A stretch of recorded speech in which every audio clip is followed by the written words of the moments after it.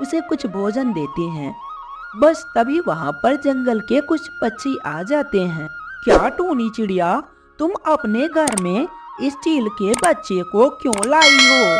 हमारे लिए खतरनाक भी हो सकता है।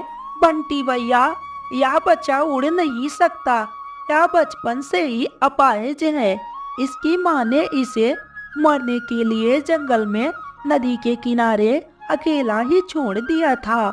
लेकिन कालू भैया, और मुझे इस बच्चे पर बहुत ज्यादा दया आई, इसलिए हम लोग इसे अपने जंगल में ले आए।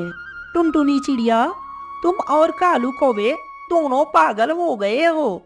चील का बच्चा बड़ा होकर हमें ही नुकसान पहुंचाएगा और हमारी जान भी ले सकता है। और तुम्हें यह भी पता होना चाहिए कि यहाँ पर हमारे जंगल के सभी पक्षियों को नुकसान पहुंचा सकता है।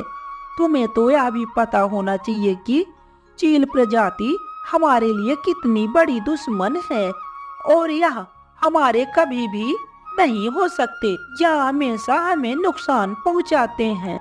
टुनटुनी चिड़िया, ऊपर से यह बच्चा उस खतरनाक चील का है। टुनटुनी चिड़िया, ऊपर से यह बच्चा उस खतरनाक चील का है जो इस इलाके में आतंक मचाती है। और तुम्हें तो पता ही है कि वह चील आज तक हमारे जंगल में ना जाने कितने मासूम पक्षियों को मार चुकी है। इस तरह की बातें हो ही रही थी, तभी वहां पर कालू कौवा भी आ जाता है और वह बोलता है, मेरे दोस्तों, तुम लोग चिंता मत करो। मैं मिट्ठू महाराज से इजाजत लेकर आ गया हूँ और मिट्ठू महाराज भी यही चाहते हैं कि हम जंगल के सारे पक्षी इस नन्ही चिड़िया का पालन पोषण करें और इसे बड़ा करें और इसे अपने परिवार की तरह रखें ताकि यह कभी भी हमें नुकसान ना पहुंचाए। मैंने सोच लिया है दोस्तों, मैं इस नन्ही बच्ची का इलाज करवाऊंगी ताकि यह भी हमारी तरह उड़ सके।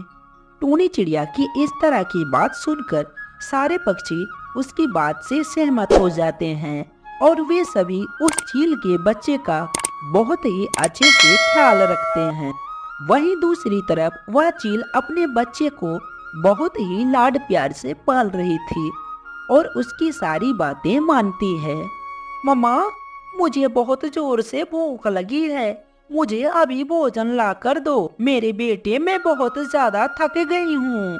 मैं थोड़ी देर बाद भोजन लेने जाऊंगी, उसके बाद मैं तुम्हें भोजन लाकर खिलाऊंगी। नहीं नहीं मम्मा, मुझे तो अभी भोजन चाहिए, मुझे अभी भोजन लाकर दो।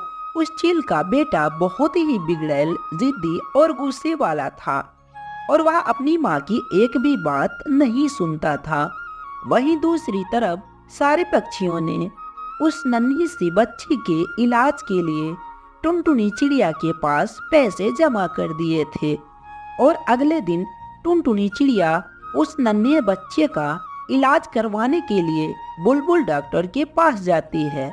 इलाज के बाद यह नन्ही सी चिड़िया उड़ तो सकेगी ना?